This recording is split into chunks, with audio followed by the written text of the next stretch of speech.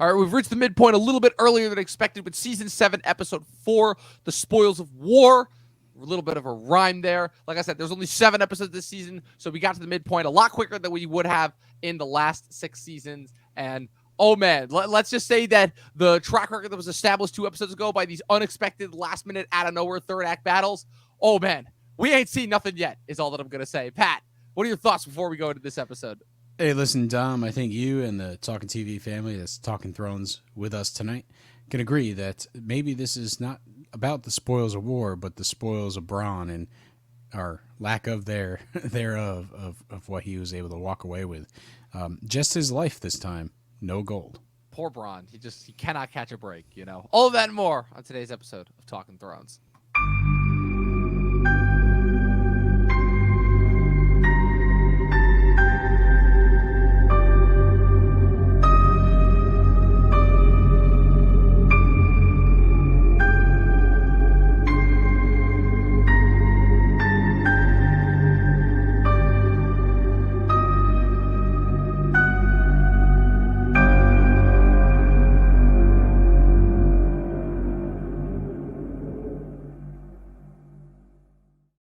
You know, Pat, this episode's a little bit of an interesting conundrum because on the one hand, you have an episode that has to follow up the gangbusters episode that we covered with last episode, The Queen's Justice. So this episode kind of starts off with like a little bit of like a petered, like kind of I'd say like kind of medium pace. You know, they're kind of like relaxing. You know, they're just bringing this gold back to King's Landing after their big victory. You know, you've got some more character reunions. You know, you've got effectively the plot that kind of carries us through the B plot, I should say, that carries us through the secondary part of the season with Arya returning home to Winterfell.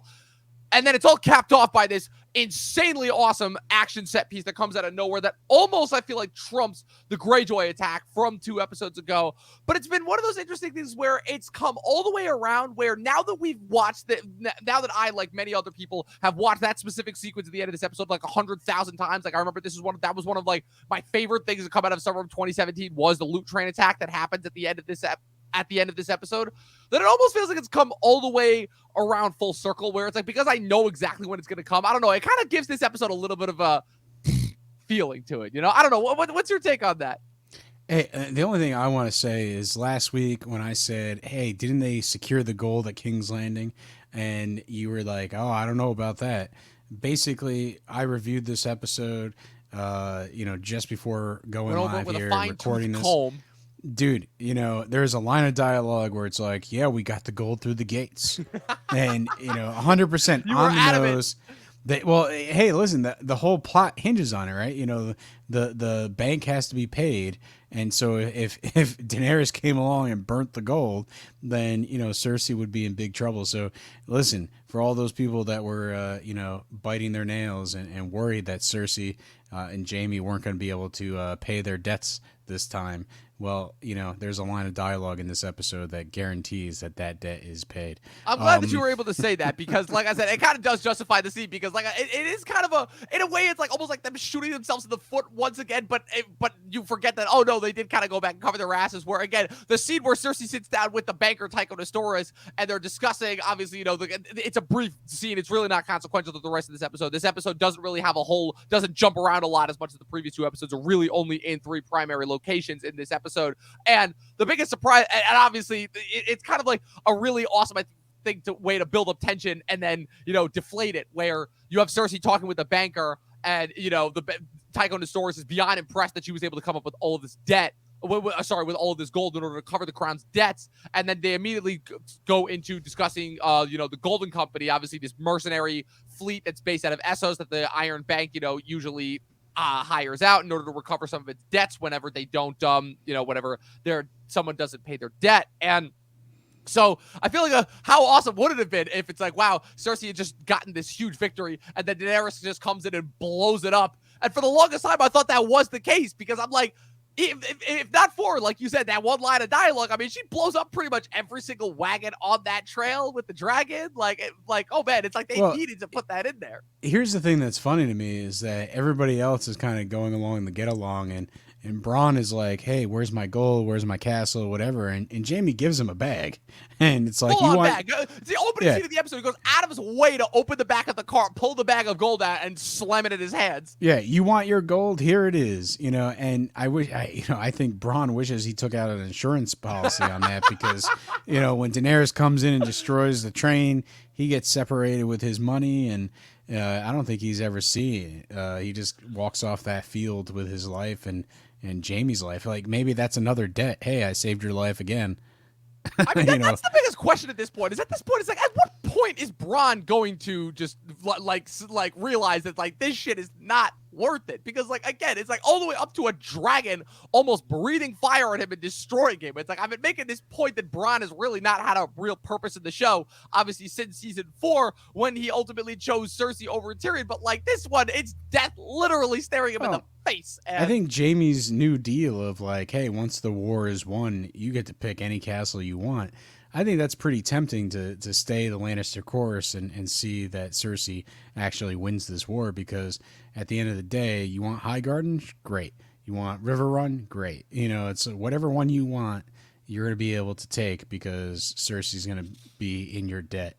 And, hey, if you want a castle, what's the best way to get a castle? It's whatever one you want. Right, for sure. And obviously he picks out Highgarden, and obviously Jaime's still pissed because he's still kind of like digesting and processing Olenna's in this episode, he's like, why don't you just give me that castle? And Jaime tries to talk him out of it, and that's when he proposes this deal. It's like, any castle after this, wait till there's peacetime, and then you get your fortification. Right, you get your reward. Yeah, so like I said, we'll cut to the other two storylines. We'll talk about them in detail because, like I said, there's a lot that goes down in each of those other two storylines. Then we'll cut back to this in order to cover the main action set piece at the end, because I want your thoughts on it, Pat, as far as how it compares to it, because this is one of the only action set pieces that's not directed by kind of one of the big name action directors, Mark Mylod, Miguel Sapochnik, Neil Marshall, obviously, in the past. This episode, famously, it's the last of the new directors they brought on. This episode and the next episode, Eastwatch, is directed by Matt Shackman, who also directed many episodes of It's Always Sunny in Philadelphia, directed the second episode of The Boys most recently. He's been around, and it was really interesting because this was one of like the first big action set pieces that I remember them really going in depth with behind the scenes as far as just how they pulled it off, because like the levels of detail that go into this scene, it's nuts, to say the least. Like I go back to the argument that I made at the beginning of this season where they really went out of their way to just upend every single summer blockbuster by just being the best summer blockbuster there was that summer. But let's cut to Winterfell first. I want to do that one. We haven't talked we didn't spend as much time in Winterfell in the last episode, obviously, aside from just Bran coming home. The scene opens up. It famously, Littlefinger is already trying to work his claws in, and Bran is almost like the guy from Seinfeld. No, you're not getting in. He presents him with the knife that was almost used in the first assassination attempt on him. Trying to cover up his tracks, the fact that it was his knife that was used. And then I just love how Bran gives him the line at the end, repeats his own line back to him that he did way back in season 3, the whole chaos is a ladder line. Chaos is a ladder. Like his robotic voice. I don't know. It's Bran is firing on all cylinders here in this sequence, because he's given this dagger and he's almost like staring at him like, why are you giving this to me? Yeah, it's like you know that I'm not, that this is gonna serve me no purpose. Does Bran say, do you know who owned this? And Littlefinger sort of brushes it off. Yeah, and he definitely does. As if he's not going to know. I mean, in fairness, Littlefinger is not at all aware of what Bran is actually capable of. And if anything, like I said, the chaos is a ladder line is there to kind of issue. It's like, you're out of your depth here. All of your scheming and manipulating is not going to work on me, Yeah, he backs off pretty much really right quick. Away after really that, quick. And kind of exits the room. And then we get basically Arya popping up at the gate, right? Oh, no, you forgot one scene. You forgot one very crucially important scene. Bran's impromptu goodbye to Mira, where Mira's just like, okay, I spent the entire of the last 5 seasons looking out for you, dragging you around on a sled, having my only other family member die for you, watching everybody that we were with leave and get either picked off one by one because every other single person that was in their original party from way back in season 3, Jojen, Osha, Rickon, Hodor, Summer, Shaggy Dog, all dead. Yeah, Bran just goes, and thank Bran's you. just like, thank you. That's it. You could travel with me again if you like. Or probably not, because I'm probably never leaving here. And she just pieces out. That's it. She's like, I need to be with my family. She's kind of upset, right? You know, it's like, thank you. That's all you're going to say to me. And not like, oh my God, like we survived, you know, like this is a bond that can never be broken. Like the fact that we escaped a tree, you know, full of dead people chasing us. Yeah, I always had a giant nitpick with this scene because I always thought it seemed after the flashbacks in season 6, obviously, you know, and this is more of a thing that they get into in the books rather than the show, which is Ned's, you know, kind of lifelong friendship and alliance with Mira's father, Howland Reed, you know, and I always thought that at some point they were going to bring Howland Reed back into the show. You know, it's even a written plot line in the books how Howland Reed and his men, the Cranach men of Deepwater Watch, I think is the name of their castle. The whole thing is that it's set on the marsh, so it's constantly moving, so it's never really in one place. And you know, it's kind of interesting how they've constructed this floating castle. And so I always thought that they were going to build up like Howland Reed as a character that was going to have an important part to play. And the fact that this is the last that we see of Mira after kind of all that established backstory, it's like, oh, okay, it's just another plot line that Game of Thrones just drops out of nowhere that could have been really interesting. It's funny. It actually reminds me. Well, it's one of those things like, you know, season 7, there's only a handful of episodes left. And you got to kind of say goodbye to some characters. Like, if they're not going to have a major death or a major role in the wrapping up of this story, well, you know, maybe it's a good thing that they go and they be with their family. And you know, Mira basically is left up to the audience to believe whether she survives the long night or not. Well, my biggest question is that, like, why wouldn't she go and then bring the Cranach men back? Isn't the whole thing that's being established here is that they need pretty much every northern soldier on their side now that winter has come? So it's like, why? And the Cranach men are shown to not only be effective fighters, but also the fact that they thrive in fighting in non-traditional battle elements. So why wouldn't the Cranach men come back and participate in the fight against the probability is that they were there at Winterfell during the long night and they were fighting, and it's just not a focus of the show. So, you know, I think it's one of those things where it's like, we're done with Mira. The journey's over. This signifies, you know, Bran's got to move on. He's got to be a little creep in the corner, you know, and we got to go serve his only purpose left in the show, which is just stand next to the tree and spy on the Night King. What is Mira going to do? If Mira stays, like, oh, don't mind him. He just says creepy things all the time. You know, like, she's going to be making excuses for him. You know, so I think the fact is, you know, unfortunately, storyline wise, you got to get her out of the picture. You know, really cool actor, really cool character. I agree with you. I wish they did more with this character. You know, if they brought in her family, that would have been, you know, it probably would have been cool. But I think, you know, the premise is to streamline these last 2 seasons. You know, like I said, I think these were built for streaming. And you know, so far we're both kind of like rocking season 7 and enjoying it and feeling like don't how do like I intense said, audience, viewing audience. Don't take this the wrong way. I do still love this season. It's just this is the episode where some more like, oh, we got new Game of Thrones problems rearing our ugly heads. So yeah, you know, it's one of those things like, you know, at least she didn't get the Osha treatment of like being killed off. That's you know, true. That's true. She at least got to live to fight another day. We think. Yeah, she could be in the Jon Snow sequel, right? You know. Oh yeah, yeah. Don't remind me. But yeah, it's funny because it reminds me of a spec script that I wrote. It's actually one of the first things that I wrote in when I transferred to like my main accredited university, SUNY Oswego, where basically season 7 had just wrapped up. So for a spec script, I basically wrote like kind of for lack of a better word, like my fan fiction of what like the ideal first episode of season 8 was, a full like year out before season 8 was. And in there, I had it where Jaime on his way north actually ended up running into Howland Reed. And in my own head, in my own version, for whatever reason, I saw Liam Neeson as Howland Reed. So just imagine like Jaime Lannister barter with Liam Neeson back and forth. And he just tells him, it's like, you know, I have a particular set of skills, and those set of skills make me a very dangerous man. You know, but just doing all the taken dialogue and all that stuff, I was having a little more fun. That's not what I actually wrote, but in my head, I'm like, oh man, that'd be a lot of fun there. I think you're a little too much on the Liam Neeson sauce, but hey man, I could totally picture him. If he was going he fits to right into the world. Outside the Taken verse, he does fit right into the world. If he was going to do a big budget TV show, Game of Thrones would be a good one. I think it would be. It would be. It's like that and Outlander. Whatever. There aren't a whole lot of, aside from him just randomly popping up in an episode of Atlanta for just weird reasons. This past season of Atlanta was weird. But anyways, we cut. Yeah, where was this comment last episode when I was doing the fantasy booking of the Snyder cut of season 8? Like I said, you have your fantasy booking episodes and I have mine. We got to space these out. It's what makes good podcasting. But anyway, we cut to Arya. Yeah, Arya's exactly. finally back. Man, this scene. She's home. Ooh. And from the minute that Arya, from the minute that you see Arya come over the hill and it pans up to reveal Winterfell, the first time that she's been back home since the second episode, all the way through to the end when she fights Brienne. Masterful, complete and masterful.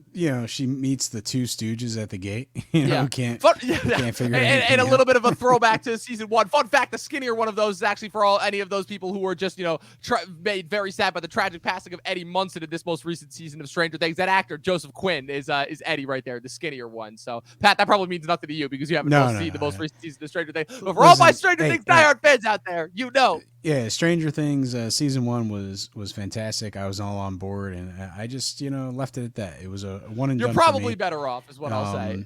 Yeah, listen, there might be great episodes after season 1, but the nostalgia and just how cool season 1 was, that was enough for me. So I don't get your reference, but to all those people that do in our audience, so we'll see. Yeah, but anyway, so like I said, she gets past the two stooges at the gate in the same manner. They go to report to Sansa. Sansa immediately figures out that it's Arya, that it's Arya. I'm gonna skip all the fun banter back and forth that they do at the gate. Oh yeah, it's kind of a good homecoming. It sets the kind of sets her being someone that can talk her way into the situation.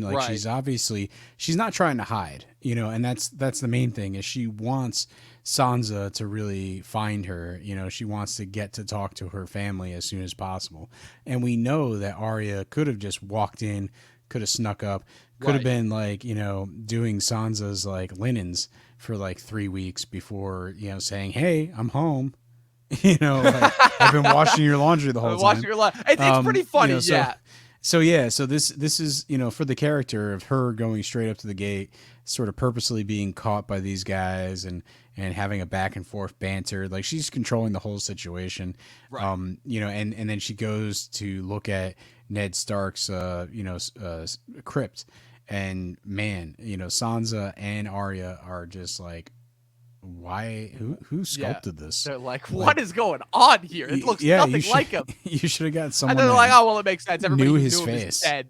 Right. It's a great scene. Exactly. It's good to see these two back together. It's funny because the way that the familiarity that these characters have once they're back together, Sansa, Arya, Bran, their chemistry is so good and the individual performances are so good because these actors have all grown on their own so well individually. They've grown and matured. These guys have been in the show for almost a decade at this point. They were all what? I'm trying to think how old they were, 14, 13, and 10 when they were first cast, and now they're all adults. I think at the time they was 20, 22, and 23 or something like that. So they've been in these roles a long time, and they've inhabited these roles so well that you almost forget that these characters have not had a single minute of screen time of interaction since the first season. Hell, the three of them have not been on screen together since the first episode. So it's kind of amazing how they managed to make it feel like no time has passed. And what's also so interesting about kind of how this sets up for Sansa and Arya's arc going forward is that kind of the Arya kind of serves as the beginning of kind of the monkey wrench and Littlefinger's kind of plan and stranglehold over Sansa, because the thing that's so interesting about Arya and Sansa's dynamic is that rather than kind of immediately devolve them into bickering and squabbling like they were back in season 1, instead what they do is they have Arya act as almost this check against Sansa's better nature, where Arya is constantly calling out Sansa for the fact that it's okay, I know that you mean well, but I also know that you kind of you enjoy this power, and I'm here to kind of remind you that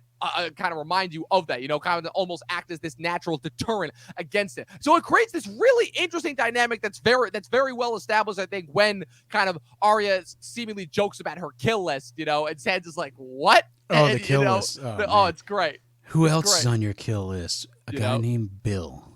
She's gonna kill Bill. You know, it's like at this point the kill list is just a joke. And it really is, because everybody on the list died completely free of her. The only person that she actually got to kill on the list was Meryn Trant. You know, she didn't even kill the Hound herself. You know, at least so she thought at the time. Yeah, exactly. And I think that's one of the things that's awesome about Arya's storyline is that, you know, she's a traumatized child, you know, when Ned Stark gets his head chopped off, and she comes up with this list, and she's going to go train, and this is how she's going to get her revenge. And it's a little bit of a childish notion. And all she has is that list. That's how she processes the trauma. And she goes through the whole training with no one, you know, and afterwards it's like the list doesn't really matter anymore. Right. It's she's growing up. She has these capabilities, these very particular sets of skills. And you know she can see the Liam Neeson influence. It continues. Well, that was just for you, Tom, because you're talking up Liam Neeson, so I had to. It's so funny. I made fun of my grandma for years for watching every single bad Liam Neeson action movie under the sun, and now all I do is quote it. So. Hey, listen, you know, there's nothing better than a low budget Liam Neeson movie where he plays the same character. You want to talk about running jokes? It just kind of became a hilarious running joke how every single Liam Neeson movie for a decade was Taken, but this, Taken, but that, Taken in the wilderness. I'm just going to go ahead and say, here's my dream movie. And if you're listening, you know, Warner Brothers, make this happen. Basically, Liam Neeson is a bodyguard for Ed Sheeran. And Ed Sheeran gets taken, and Liam Neeson's got to go save Ed Sheeran. So if anyone's out there, if there's any justice in this world, that movie will be made by Christmas. The fact is, you know, by Christmas in less than 6 months. So get on it. Yeah, hey, it writes itself. So I think you can whip that one out there. You know, attach Villeneuve to it before he gets to Dune Part 2. But man, I also say missed opportunity not casting Liam Neeson as the Emperor for Dune Part 2. But hey, you know, jeez, you know, wow, you really have a focus on him. Oh, but, I really do. Anyway, the main thing here is that Arya has her kill list. She reveals it. You know, it's sort of unsettling to Sansa, but she kind of understands it.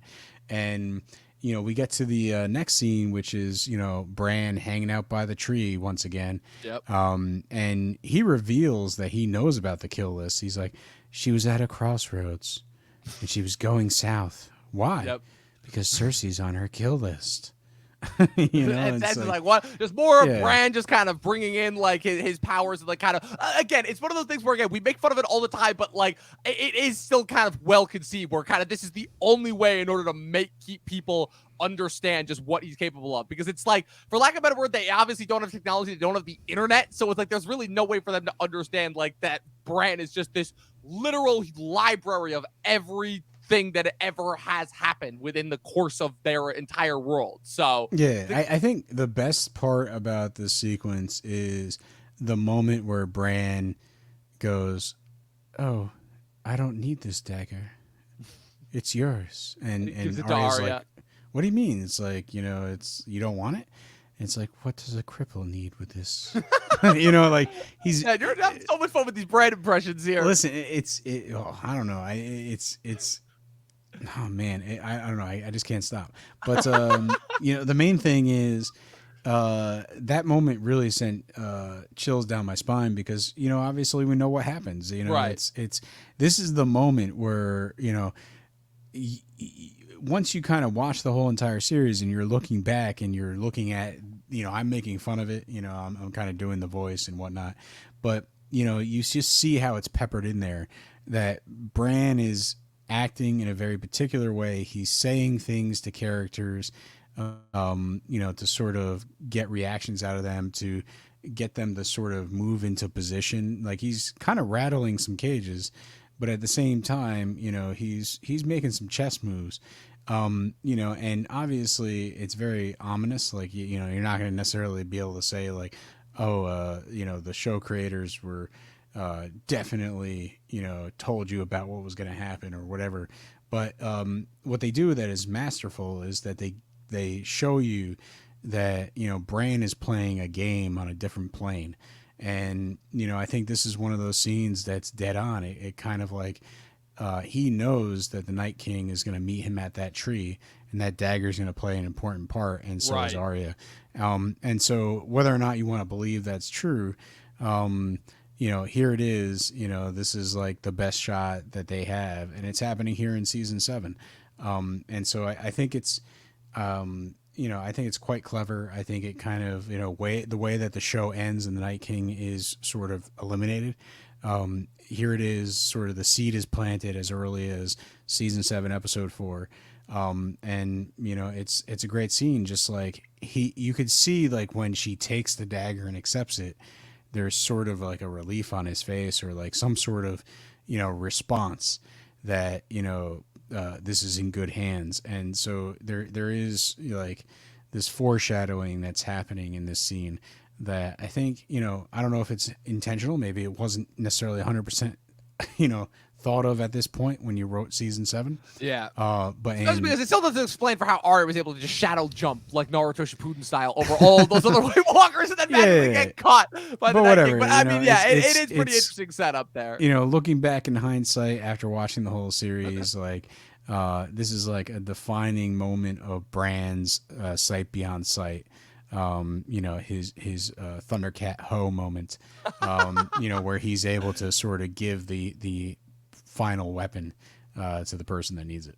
Right, and obviously you have that really awesome shot after the fact of the 3 Starks all reunited, all walking into the castle, and then you have Brienne and Pod looking over them, and Pod's like, you fulfilled your vow to Lady Catelyn, and she's like, I did no such thing. I thought that was a really cool shot, and then it's followed by the fight, which I'm like, man, I mean, the fights and the action in this episode are obviously the centerfold, but like, man, like, that fight between Arya and Brienne is so much more awesome than I possibly could have anticipated it being, and it just gets more awesome every single time I watch it, where Arya and Brienne are both kind of cocky in their own right. They're both, like, kind of, like, butter each other up, but they both know that they're awesome fighters, so they both kind of utilize their distinct different fighting styles against each other, and that whole time it's all a display of just, like, Littlefinger just realizing just how dangerous Arya actually is, and realizes that Arya might be the bigger kind of problem than Bran is, ultimately. It's like Littlefinger's just like, man, I finally had Sansa all to myself, and then her 2 dastardly siblings come in and just ruin my plans. It's all thing. I can almost imagine him as like a Scooby-Doo villain, just like wagging his finger in the air. Well, at this point, but yeah, I think the fight scene between Brienne and Arya, like, it's a little unbelievable that the shack of women knights is basically going to be sort of on par with, the I don't know, the freaking the mouse from Cinderella. It's definitely a little bit of plot armor that kind of goes. Yeah, there's a little bit of a height difference is what just I'm trying to get at. Considering basically Williams is a whopping like 4'5" or something like that, compared to Brienne's like 6 foot whatever. But what I think really makes this scene work is the fact that, like you said, that they both have confidence in their skills, and they're both ribbing each other. And ultimately, we see a scene where they're both having fun. Right. So there's never like this idea that, Brienne's getting like super frustrated because Arya's kind of one-upping her or whatever. There's not like, this tension that's built that Arya is better than Brienne or on her level. The 2 of them have their sets of skills. They're having fun sparring, and, they kind of have mutual respect for each other at the end. So, no matter what Arya's actual skill level is, it's like Brienne is sort of testing her and Arya's testing Brienne. And it's not really said which one is better than the other. It's just, it's shown that they're able to sort of get some points on each other. And they had fun, It's like they had a good sparring session. And so clearly Arya has gained some skills. Maybe she has some more to learn, but that's not the point of this scene. And I think that's why this scene works. It's just like, it's 2 characters just getting to know each other in the sense of combat. And that's not a bad thing. Right. I only have one nitpick with the scene, and that's after the fact when Brienne asks, like, oh, where did you learn, who taught you those moves? And she's like, no one. I'm like, okay, she may have learned a lot from the Faceless Men, but you didn't learn sword fighting from the faceless men. I don't care. I'll be the only person to continue to champion Syrio Forel, the first sword of Bravos from season 1, who freaking taught her how to fight with swords in the first place. The only thing she learned weapons-wise from the stupid faceless men was how to fight with those dumb bow staffs, but she just got knocked out half time anyways by the waif. So that's the only nitpick I have. Listen, I think it's one of those things where you're going to have to say that a lot of the off-screen time that Arya had was training with the sword, with the waif or something like that. Or like when she was training to do assassinations missions, that was part of it. Maybe the whole like weird blind staff fighting in the middle of the streets is meant to represent that fighting style. Like it's kind of hard to say. There was no specifically on-screen thing that shows you that her skills were advanced in that situation, right? Right. In the Temple of Good and Evil, whatever you want to call it. The at House this point, of Black and White. Yeah, sorry, we're already out of that area. Yeah, so we're out like, of Bravos. out of sight, out of mind. Yeah, all right. But the main thing is, she got her start sword fighting, from her famed sword dancer teacher. But Syrio Forel, the first sword of Bravos. Exactly. Who lost fighting a wooden sword to Meryn Trent, who is now also dead.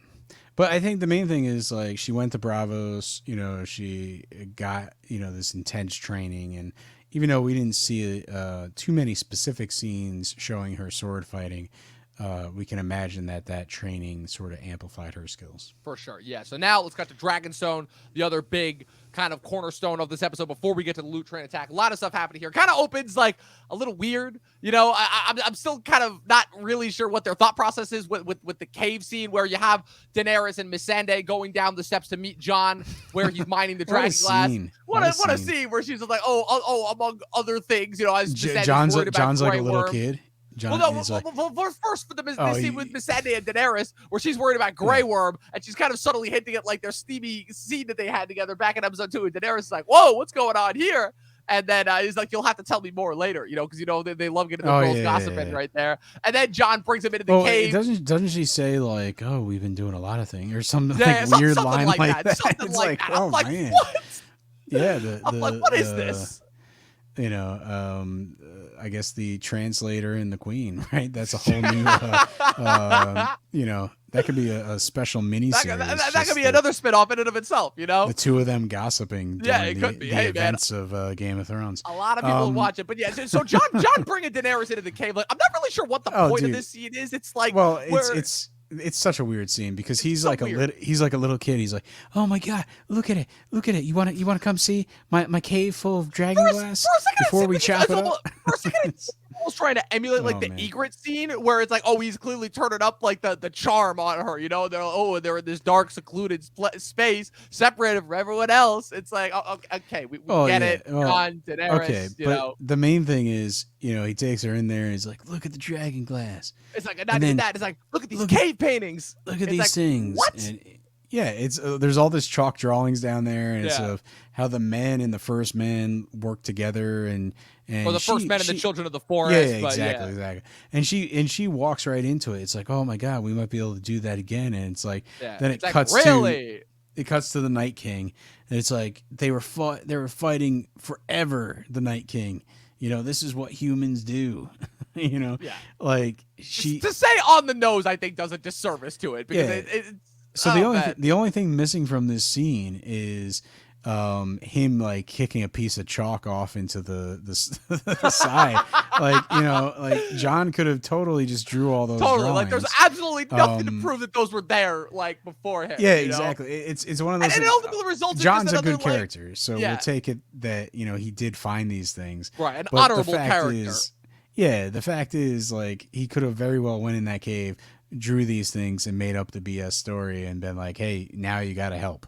Especially since it doesn't really result in anything, because Daenerys still says, "It's like, okay, I will help you if you bend the knee," and Jon's like, "Crap, like that doesn't accomplish." And I'm like, we're back to square one again. And it gets worse it gets worse, but also funnier when they walk outside and Varys and Tyrion are there. I'll just say clearly that cave scene is just there to remind you what the stakes are between the two of them. And that's really it. The main bread and butter of this sequence is what you're about to talk about, is when they exit that cave. Right, they exit the cave. Varys and Tyrion are standing there, and she's like, "Well, is there any word?" And they're just looking at each other like, "Well, crap." It's like great, as if losing Dorne and the Iron Islands weren't bad enough. But now we lost Highgarden. We pretty much lost all those allies that we had at the end of season 6, going into season 7. We had this great plan to protect the city. Yeah, they're all gone. They're like, the Sand Snakes are dead. Yara's captured. Olenna's dead. And Daenerys is rightfully pissed. And she turns right around and turns it back on Tyrion. It's like, yeah, so far you've managed to lose. Your plan has managed to lose all of our allies, get half our army stranded on the other side of the continent, and make us sitting ducks here, on Dragonstone. Yeah, and she's basically has no food, right? Because Highgarden had all the stuff, and Highgarden had all the foods. They have no food supply. What's even worse is now she thinks that Tyrion is secretly aiding and abetting his family. And let's say, to some extent, she's not wrong, because Tyrion is trying to reach a consensus that doesn't because it's definitely become clear throughout the course of the transition from season 5 until now that Tyrion is not nearly as malicious about murdering his family as he was back in season 5, which, where that was established, I don't really know, because to my knowledge, Tyrion was still adamant about doing this as a revenge tactic against his family. Like I said, this goes to kind of like all the way back to kind of like their motivational change from Tyrion as a character and kind of where he was going in the books versus where he is now.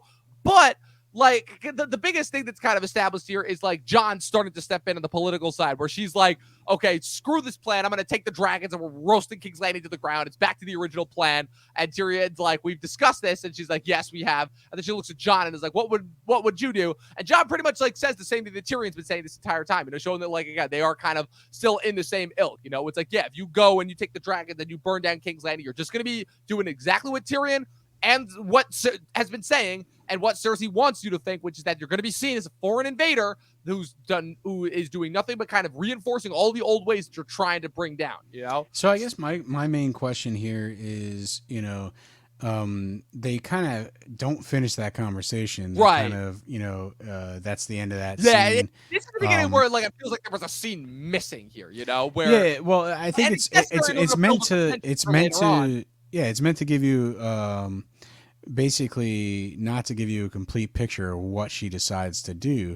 It cuts back to Jaime, Bronn, and the gang as they are going into King's Landing with the gold and the food. Right, they are, So what happens next is, you have the scene with Davos and Jon talking with Missandei, kind of Missandei giving them a little bit more reinforcement of like kind of why they follow Daenerys. Again, more so establishing like the similarities between the two of them, versus like, we don't follow Daenerys out of fear, out of loyalty, and respect. At least for Daenerys wise, they don't finish that conversation completely. Because ultimately, they're going to go off and they're going to make their decision about what to do. Right, because it's meant to set up. Because again, if you show Daenerys leaving, then it ruins the tension as far as like kind of the surprise attack that comes later on. And so then after the encounter with Missandei, we cut to, I think, another kind of really brilliant scene. That again, it's like this. Missandei was great because it's you're from North and. Why, what would happen if you told Daenerys you wanted to go there right now? And it's like, Daenerys would give me a ship and wish me luck. Also, more great stuff from Davos, who I think was like weirdly hitting on Missandei in the last episode. I'm not really sure, but his back and forth here, where it's like, Jon, this is King Jon. No, that doesn't quite sound right. Look, King Snow. It's like just. Oh, yeah, it's definitely great. It's when you have Davos, you have Missandei. These are clearly like. And Jon also, but like they're fan favorite characters, and they're having fun with that sequence. So, it's definitely worth saying it's one of the better scenes in this episode, despite the fact that it really doesn't have too much consequence. It basically just, shows just Davos meant to set up and Jon for the Greyjoy, how dedicated the people are. Right, for the Greyjoy kind of landing afterwards, where they spot the Ironborn ship landing, they go down to greet them. Theon gets to shore and finds himself face to face with Jon, and I think what is kind of, again, like it's really underrated because it only gets like 2 scenes together, but like Jon and Theon this season That's some great stuff that happens in those scenes. Like some really, really great stuff where there's like a lot of unresolved baggage between the two of them. I mean, the two of them have never really had a relationship of any kind, from the get-go, but you have to assume that they probably like had some interesting encounters in you, considering that they were kind of both treated as outsiders at Winterfell, Jon being at the time the bastard, and then Theon, the ward / hostage, even though they all grew up together, those two kind of always kind of were probably treated like outsiders. And so them kind of coming back together at this moment when they really haven't had any shared time together. Jon only knows two things about Theon. One, obviously, of his betrayal and him helping to destabilize Winterfell and leave it open for the Boltons in the first place, and supposedly killing Bran and Rickon, but also him freeing Sansa and his work to redeem him. Yeah. Oh god, Theon's great. So he pulls up and he sees Jon. He's like, "Oh, Jon, I didn't expect to see you. Wasn't expecting you to be here." How's Sansa? Yeah, it's like, is she okay? Then she just grabs him by the throat. I'm like, man, people have got to learn to stop talking about Sansa in front of Jon. First Littlefinger and now Theon. Yeah, it's amazing to me. Like Theon doesn't know what to say. He's clearly caught off guard.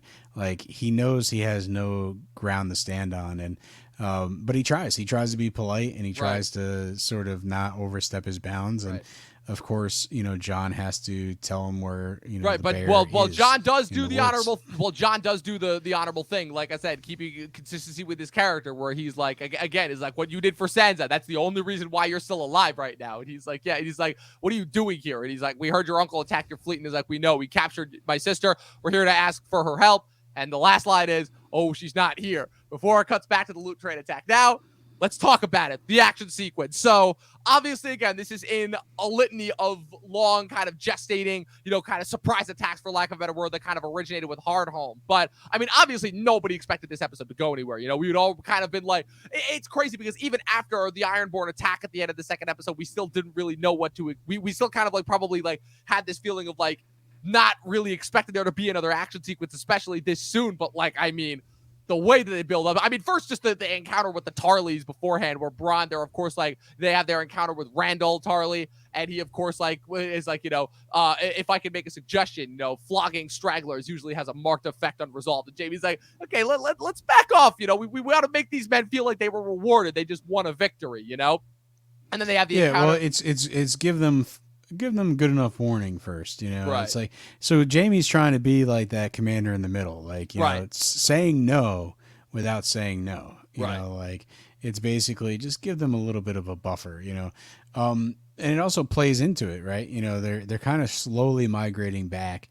Right. To King's Landing. It plays up that it's like, yeah, even though their victory at Highgarden was pretty decisive, it's like they did still fight a battle. They've been marching. There's a lot of miles of land between Highgarden and King's Landing. They're tired. They're exhausted. They're taking a lot of breaks. They're relaxing. They think that they've got it easy. And so it makes the swiftness of the attack once the Dothraki finally come in. So this is outside King's Landing, right? Because they don't really specify how much ground they've covered is the thing. Well, they secure the gold inside some sort of keep. So they literally have moved the gold from Highgarden to presumably King's Landing. So this has to be some sort of watering hole outside of the main city, the capital.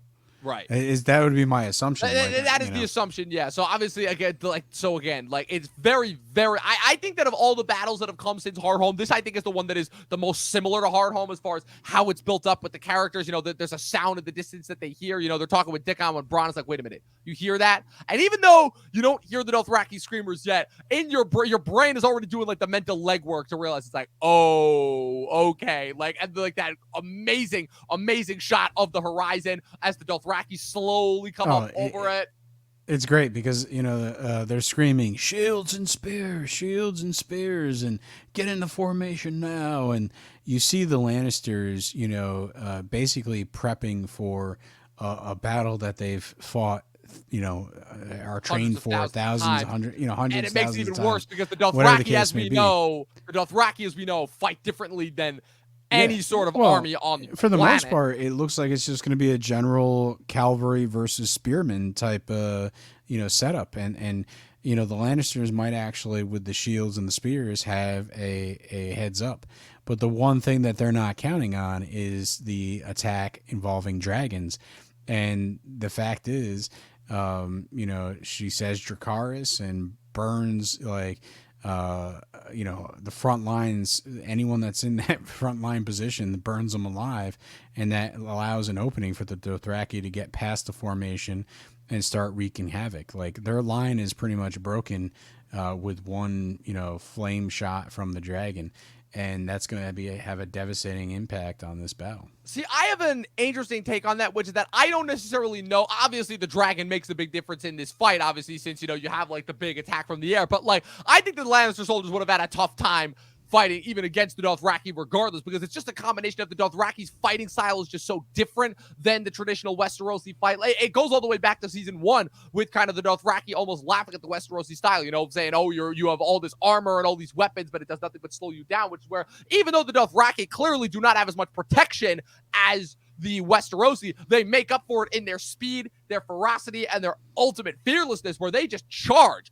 dead on at that cavalry. And even though they lose a few people, like the ultimate just sheer might of that many horses just charging at them is clearly going to be too much for any sort of cavalry. And that's before the dragon comes in, because Jaime's confident that Jaime's already overconfident that they can take the Dothraki, and he doesn't believe that, because again, Westeros goes all the way back to Robert's warnings from season 1 about the Dothraki. Westeros has never fought anybody like the Dothraki before. They are, no matter how much they prepare, they are not prepared for this kind of assault. It goes back to what Robert said in his conversation with Cersei back in season 1 when he was originally worried about this sort of thing happening. He's like, the Dothraki will, if the Dothraki come, he's like, we can't meet them in the open field because we can't beat them. Robert knew this. He's like, so we stay holed up in our castles while they go around,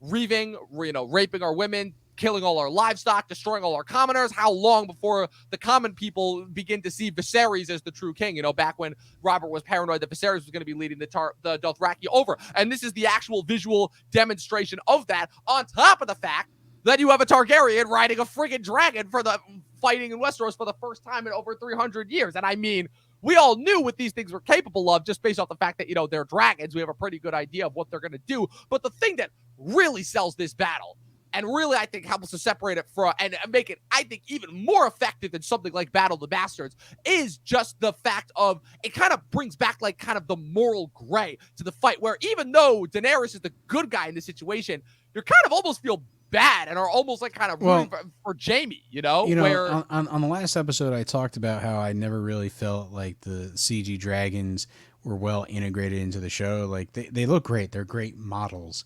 But like, when Daenerys is riding them, it kind of looks like a cheesy green screen thing. That looks like a little bit like a green screen effect.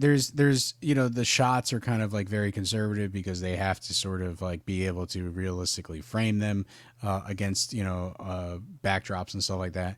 One of the things that I thought was really well done in this particular sequence is the practicality of all the soldiers being burned alive. Like, yes. That looks really, really well done and like gruesome, and like I just shudder every time I see like the flames hit the men. And that gets into some of the behind the scenes of the episodes as well, because crazy. if you watch the behind the scenes of that episode, they're saying that, like, with the exception of the dragon itself, they try to film this fight as practically as they possibly could, where they're like, all those scenes that people getting lit on fire, they're like, we were lighting extras on fire. They had dummies, prop dummies upon prop dummies upon prop dummies getting melted down. They really went for it as far as how practically they shot this, and it shows.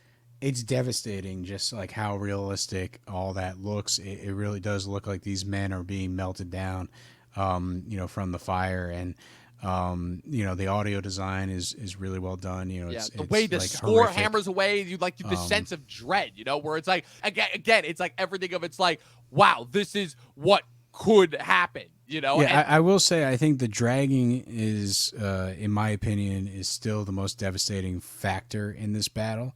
Oh, 100%. But the Dothraki, we do get to see them scream.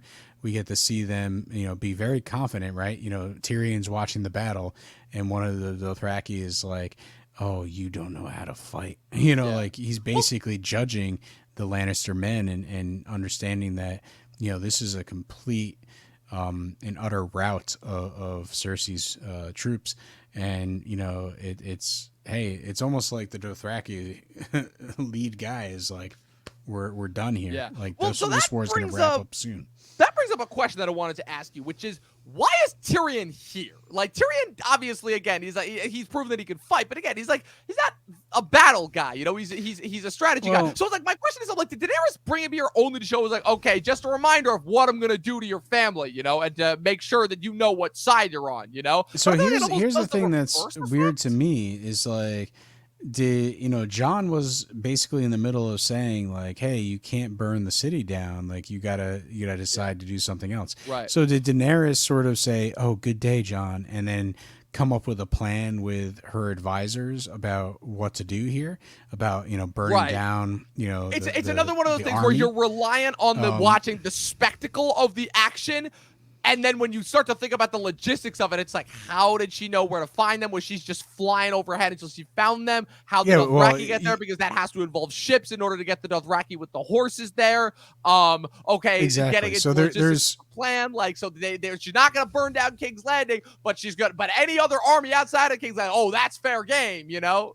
The gap is kind of it is a little bit of a weird thing in this episode, but it's because I'm just generally interested, like, how much did John literally say, like, well, you know what, maybe you should figure out when their army is out and about and like weaken them, right? Because if they have no army, they can't really fight you, right? Again, one of those things where it's like it could have benefited from another scene, and they only cut the scene in order to make the initial attack more surprising. No, it's like, okay, I'm fine with it. I'm fine with it being a surprise, and it's like, you could have had Tyrion on the battlefield, and he could have just been like, oh God, John was right. This was a great decision. You could have just had him at the battle watching and being like, oh wow, this was a good plan. And just have a little bit of, tell the audience that this was something that is an alternative to burning down King's Landing. Yeah, absolutely. And like obviously we're visually seeing that, right? Well, it works. I think we want to know like what the thought process is from the characters, and all we saw is the end result. We didn't actually get to see that decision making of something that's not is devastating but not as cruel as burning down the city. Right, and it ultimately works because if anything, it's more effective because rather than just burning down the city, she shows us like, okay, this is what could and will happen if you guys don't start to kind of fall in line and realize who is going to win this war. It's a demonstration of, look, Cersei is going to lose no matter what, because at the end of the day, she's finally showing off the trump card that she has on her side. And Jaime, who they know obviously is Cersei's number 2, sees this up close and personal and realizes just how screwed they really are. And he realizes, oh man, we really have just been like playing at coins, and she's coming in with full dollar stacks here. Like we cannot compete against the dragons, against the Dothraki, Of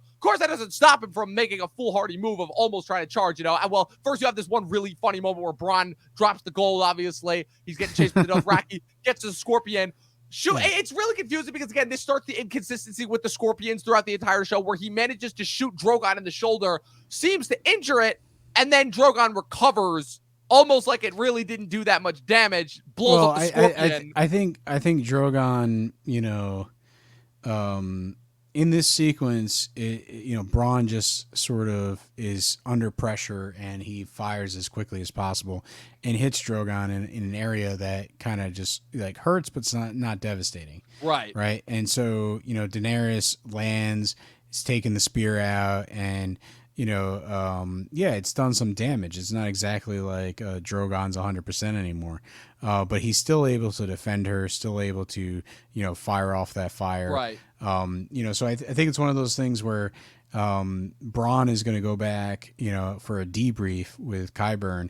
And, it's like, oh, hey, it penetrated, well, I mean, the but it didn't really take the dragon down. Yeah, the debrief definitely works for sure, because obviously, as we see, Euron is able to use it rather effectively in the next season. But I mean, I guess my only thing is, it's going to be, faster, stronger, bigger, all those things. I imagine that Qyburn between now and then are going to make those adjustments. I guess just my only, and I know that, like I said, this can't really be a nitpick because we don't know what kind of supernatural force goes into the Night King's thrust. But all I know is, I mean, I'd have to rewatch the episode again. But to my knowledge, that's the same spot that the Night King hits Viserion with in the spear when it kills him in 2 episodes from now. And obviously, that dragon goes down like a sack of bricks. So I don't know. Maybe it's just the difference of like, distance, speed, dexterity, supernatural forces. I don't know. But the point being is that Jaime charges right at Daenerys. He sees it as one shot to end the war, realizes that like the chance of him walking away from this battle are slim to none alive, I should say. And then, one of the other things, I know this will be my nitpick,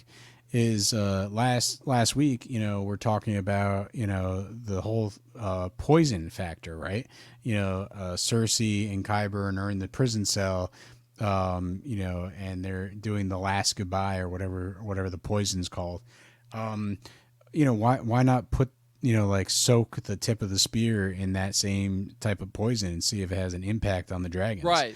Because, or whatever, some sort of poison, you can imagine if the, Drogon gets hit in the shoulder and then over the course of a week, he sort of starts feeling sick and ill and, oh man, maybe wouldn't that dies, be a blow, Well, yeah, maybe he dies, maybe he just takes the dragon out for, a considerable amount of time as that poison works through its system. It could very well have been like, oh, hey, maybe we should combine these two techniques to take out the dragons. Obviously, for story simplicity's sake, it's just going to be giant spear, giant dragon, one's going to win. Right. Exactly. But that's ultimately what it comes down to. I think all this, like, playing around with poisons, it wouldn't be too much of a stretch for Qyburn to kind of think about that and put on the tip of these spears. Right, especially since Qyburn has shown that he's more than capable when it comes to that. But Jaime, he makes the charge. The Drogon comes down last minute, and through sheer force of like, man, it just shows that like, if this doesn't prove that Bronn has got the best plot armor of any character on this entire show, as he literally somehow manages to run up, dive tackle Jaime out of the way right as Drogon's head is right there and blows up the horses. They dive into the river, sink down, and then somehow in the next episode, they're like just floating down miles away. They somehow manage to survive after all that without it's amazing to say the least. I mean, we'll get into some of the kind of the plot and logic inconsistencies that start next week with Eastwatch. But does the next episode start with the music from Donnie Darko and it like should. A montage of all the killing and stuff that happened? And I mean, it should, but no, it's them coming up like right as they submerge from the river before it cuts into I'm just thinking about like a very slow montage, like just showing all the devastation and I mean, we do sort of get that. Obviously, when we see kind of like the pats of the dragon is like literally, like, I think one of the most effective shots of that this. Song would be perfect for that moment. And I totally forget what the name of the song is. Wait, are you talking Tears for Fears or no? That's the one where they're walking into the high school. Is that the one at the beginning when they're in the high school? Oh, yeah. As they're walking into the high school, Yeah, like that song, right? Or Tears for Fears as just the remains of the Lannister soldiers just being blown away. Oh, wait, that's the more positive one. Isn't there another song where it's... there might be. I don't know. That's the only one that I remember from Donnie Darko. But it's been a while since I watched that one, so maybe that's going to have to be on my streaming wish list. To just get my reference. I totally blew that one, I guess, but Donnie Darko, well worth visiting. Indeed. If you haven't seen it. Yes, indeed. Great movie, great action scene, very, very effective in what it does. That was Season 7, Episode 4, The Spoils of War. We'll be back next week for Season 7, Episode 5, Eastwatch. And oh man, much as I love this season, man, this is where the plot and logic inconsistencies begin. We're going to cover all of that and more in next week's. We've only got 3 episodes left. Is this just Janice sitting around Eastwatch? No, it's a whole lot of it's a whole lot of setup and characters running around from location hopping from one place to another in order to who got sent to Eastwatch? Didn't someone get sent? That was Tormund. Oh, okay. Yeah, because it's the first we get him back since the first episode. But yeah, all of that and more on next week's episode. Pat, where can the good people follow you? Hey, jump on Instagram at Patrick W. Huber. I'm posting things, not left and right, but every once in a while, I'll put some photos on there. You'll see me if you follow. Absolutely. At Movie Nerd Reviews across all platforms, at Official Talkin TV podcast across all platforms. Be sure to subscribe to us on YouTube, follow us on Twitch, listen to us for new episodes uploaded every Friday on Spotify and Apple Podcasts. We're almost done after this episode. We've got 9 episodes. That's right. Count it. 9 episodes left of Talkin' Thrones. It's going to be good as we get closer and closer. Listen, I think everyone needs to build up their own particular sets of skills. Now you're getting it. More of that. Now you're getting it. We'll see you guys next week. 12 seasons in a short film, and watch more fucking movies.